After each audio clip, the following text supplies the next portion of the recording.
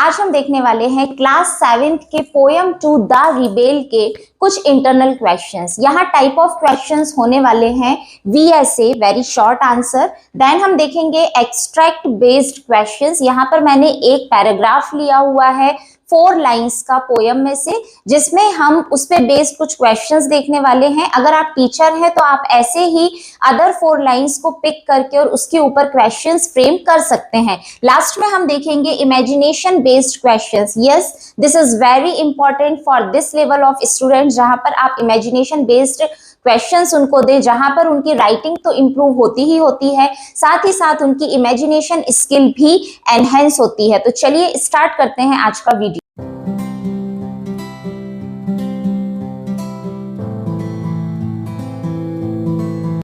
What provokes the rebel to wear fantastic clothes? Okay, जो rebel था मतलब जो हर चीज में अपोजिट बोलता था, हर चीज का उल्टा ही बोलता था, उसे किस चीज ने प्रवोक किया? प्रवोक का मीनिंग यहाँ पर क्या है? प्रवोक का मीनिंग है उकसाना। उसे किस चीज ने उकसाया?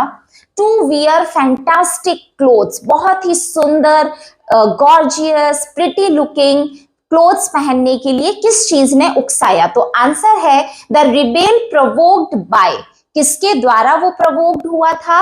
अदर्स, दूसरे लोग, who wore uniform, जो यूनिफॉर्म पहनते हैं। एज ही डिड अपोजिट, वो हर चीज अपोजिट करता था। तो अगर वो फैंटेस्टिक क्लोथ्स पहनने के लिए प्रोवोक हुआ है, इट मीन्स जो अदर लोग हैं, जो दूसरे लोग हैं, उन्होंने सिंपल ही कपड़े पहने होंगे, तो वहां पर उन्होंने पहना हुआ था यूनिफॉर्म। ओके, सेकंड क्वेश्चन है when does the rebel need the rainfall?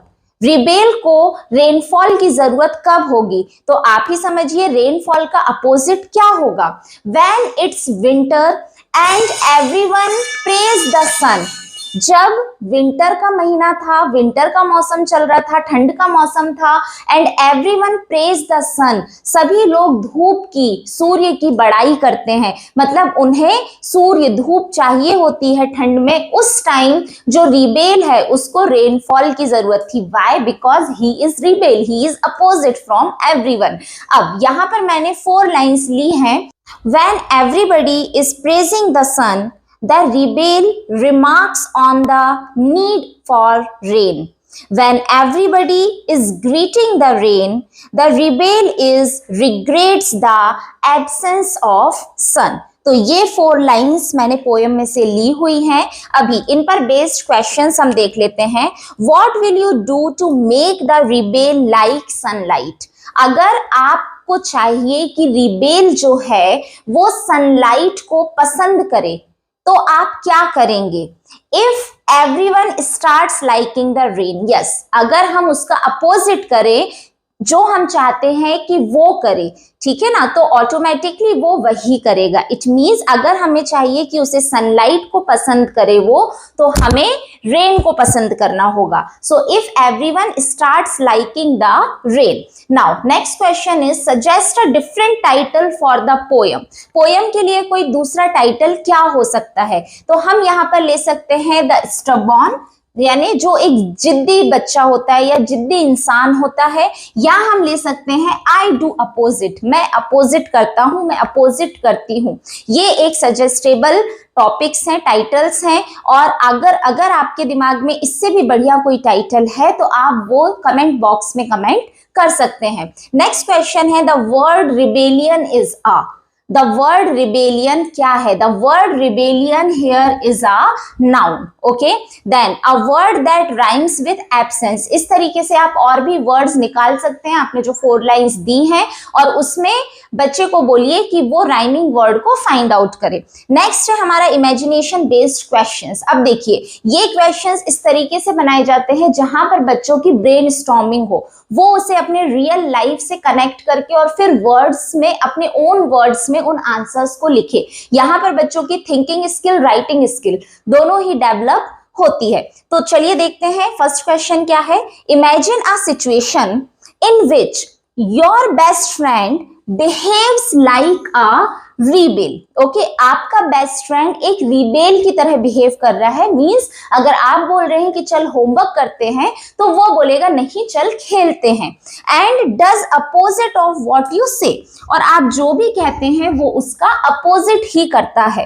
How will you handle such a situation, आप इस तरीके की सिचुएशन को कैसे हैंडल करेंगे. तो यहाँ तो वैसे भी हर बच्चे का अपना सजेस्टेबल आंसर होगा, टीचर अपनी तरफ से आंसर बता सकते हैं. यहाँ पर जो मैं कहूंगी वो ये होगा that you have to be silent. Okay, या मैं यहाँ पर लिखूंगी आई विल बी साइलेंट. अगर वो लगातार मेरा friend if he is doing continuously this rebellion behaviour then I am going to stop myself, I will stop talking to him और her. Automatically he will understand that yes, if I am doing such behavior, definitely my friend is getting that much hurt as I am getting from him or her when he or she is not talking with me. Okay, this will be the best idea, this will be the best example for me to do with my friend to make him right or make her right. तो मेरा suggestible answer ये है. अगर आपके पास इससे बेहतर कोई answer है तो जरूर मुझसे शेयर करिएगा, इससे और भी अदर टीचर्स या बच्चों की हेल्प हो सकेगी. नेक्स्ट है, would you like to be a rebel someday, क्या आप किसी दिन रिबेल बनना चाहेंगे. वाई, अगर चाहेंगे तो क्यों, और वाई नॉट, और अगर नहीं चाहेंगे तो क्यों नहीं. तो आप ये आंसर मुझे जरूर बताइएगा कि क्या आप भी रिबेल बनना चाहते हैं. अगर हम इसमें यस लिखते हैं तो yes, just for making the day fun, just to tease other for some time, I want to be a rebel. और why not, no I don't want to be a rebel because maybe it can hurt somebody, maybe it can hurt someone's feeling, or maybe it can waste someone's time if he or she is having important work with me or for me.